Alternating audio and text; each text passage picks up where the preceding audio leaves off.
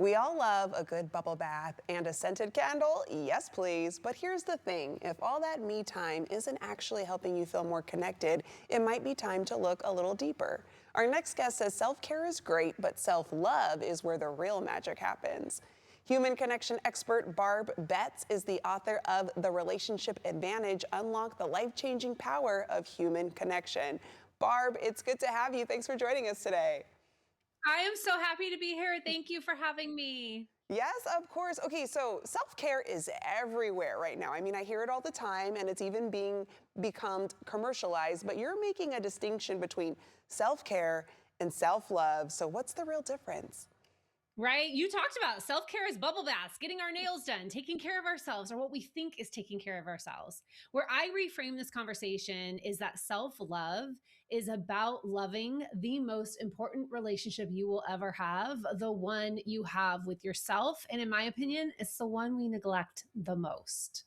Yes, it's so easy to do that. And on top of that, kind of neglecting ourselves, like you mentioned, why do so many of us still feel burned out and disconnected even when we're checking off all those self-care boxes? Right? It's being disconnected from who you really are. I always say you can't bubble bath your way out of a life that doesn't feel aligned. You can't bubble bath your way or take care of yourself in a way that's going to fix this disconnection that you feel inside. So I believe it's the disconnection with ourselves that we have to fix first. Yes, and one thing that I think a lot of us do as well too is kind of that comparing our lives to others. So how does comparison culture affect our relationship with ourselves?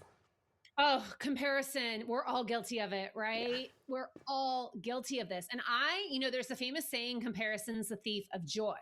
Mm. And I actually believe that comparison is the thief of authenticity.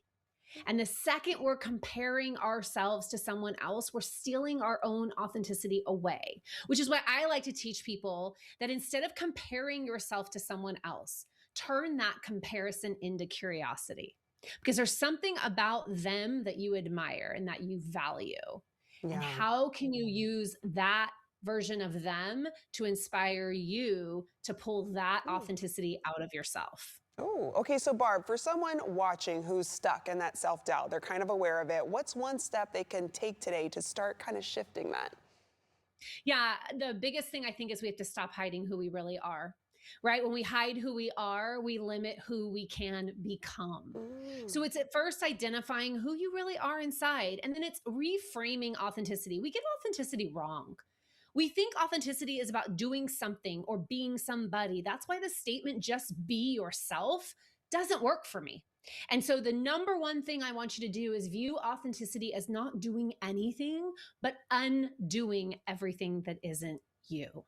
Oh, I like what you said. When you're hiding who you are, you're refraining from who you can become. I'm going to remember that now. That's a good one. And Yeah. I want to touch Yeah. on your book too, because your book is called The Relationship Advantage and it's about connection with others. But you keep coming back to self love. So, how does doing that internal work actually change the way we relate to the people in our own lives? Well, first of all, when you show up real, relatable, and human, in my opinion, that's the foundation of human connection.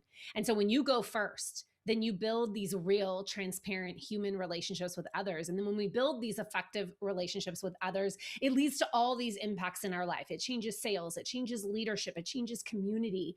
And the book also ends with ultimately how relationships are the legacy that we leave behind. Wow. And then, Barb, any final tips for our viewers to incorporate a little bit more self love? Loving yourself first.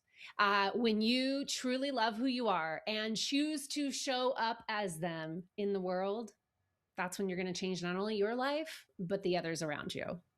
All right, we're going to take that advice to heart. Barb, thank you so much for joining us. I'm going to let our viewers know where they can go for a little bit more information. To our viewers, for a more meaningful framework rooted in self-love, authenticity, and relational confidence, check out barbbetts.com.